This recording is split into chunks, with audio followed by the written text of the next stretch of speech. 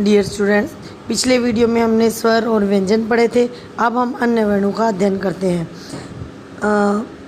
इन अन्य वर्णों में फर्स्ट टॉपिक है अनुस्वार। अनुस्वार बेटा आप सब इसका यूज़ करते आए हैं। ये जो बिंदु आपको दिखाई दे रहा है यही अनुस्वार का चिन्ह है। इसे हिंदी वर्णमाला में स्वरों के साथ लिखा जाता है। जैसे ए के ऊपर अनुस्वार लगाने से ए जो है वो अंग बन जाता है। जिस वर्ण का उच्चारण नाक से किया जाए उसके ऊपर ये अनुस्वार लगाया जाता है, जैसे अंगूर, कंधा, कंघा आदि। उसके बाद नेक्स्ट वर्ण है अनुनासिक। अनुनासिक जिसे हम चंद्र बिंदु कहते हैं उसे या चांद बिंदु कहते हैं, वो अनुनासिक है।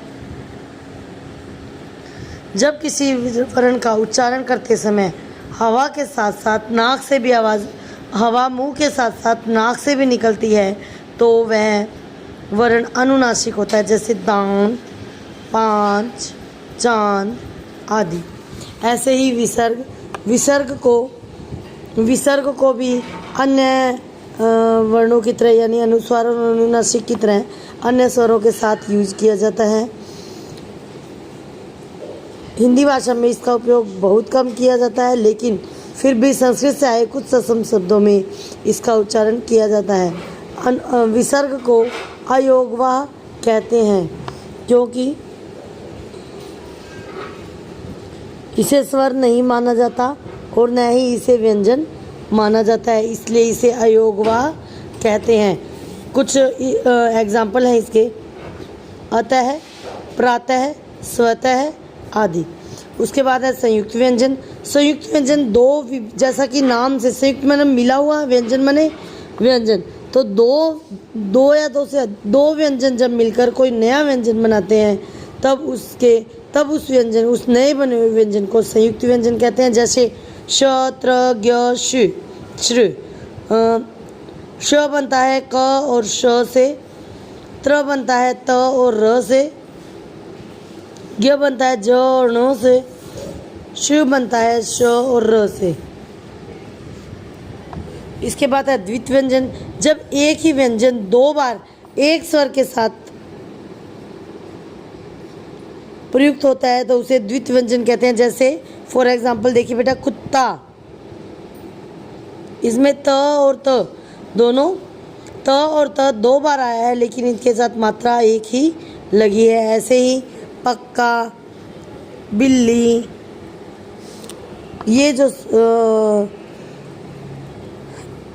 एग्जाम्पल हैं ये द्वित व्यंजन के एग्जाम्पल हैं। ऐसे ही कई जगह रेफ का प्रयोग किया जाता है।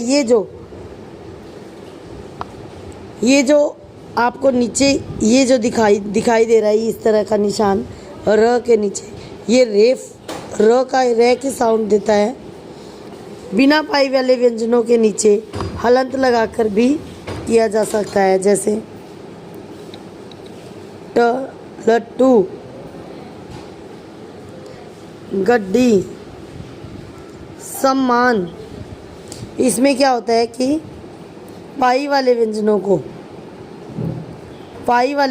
पाई बेटा, जैसे ये लाइन है ना, इसे पाई बोलते हैं।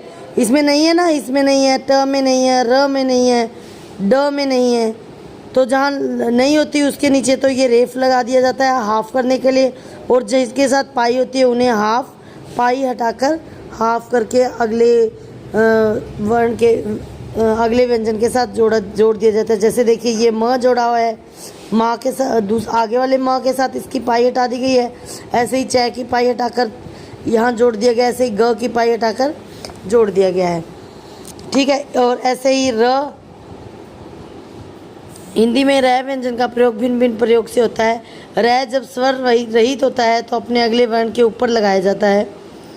गर्व, जब र के साथ कोई भी स्वर नहीं होता तो अपने अगले शब्द के ऊपर लगाया जाता है। गर्व, कार्य, आश्चर्य।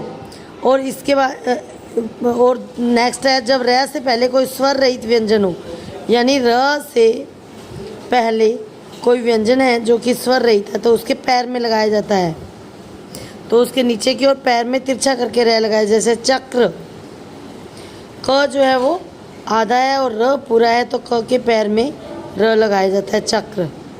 ठीक है। देखिए र से पहले का जो व्यंजन है वो अगर स्वर रही तो यानी अ उसके साथ ना हो, कोई मात्रा उसके साथ ना हो तो उसके पहले लगाया जाता है, और उसके किसी इसके बाद कोई व्यंजन है जो स्वर सहित हो तो उसके बाद लगाया जाता है। ऐसे ही ट वर्ग में वर्ण के नीचे उल्टे वी के आकार में लगाया जाता है ड्रामा, ट्रेन, ड्रम, ट्रक। स्वर सहित स के आगे रह होने से इसका प्रयोग देखिए सहस्त्र स के पैर में लगाया जाता है। इस तरह से ये हमारा चैप्टर वर्ण विचार कंप्लीट होता है स्टूडेंट। इसके बुक वर्क मैं आपको सेंड करूँगी और इसके क्वेश्चन आंसर भी आपको अपनी नोटबुक्स में करने हैं। Stay home stay safe.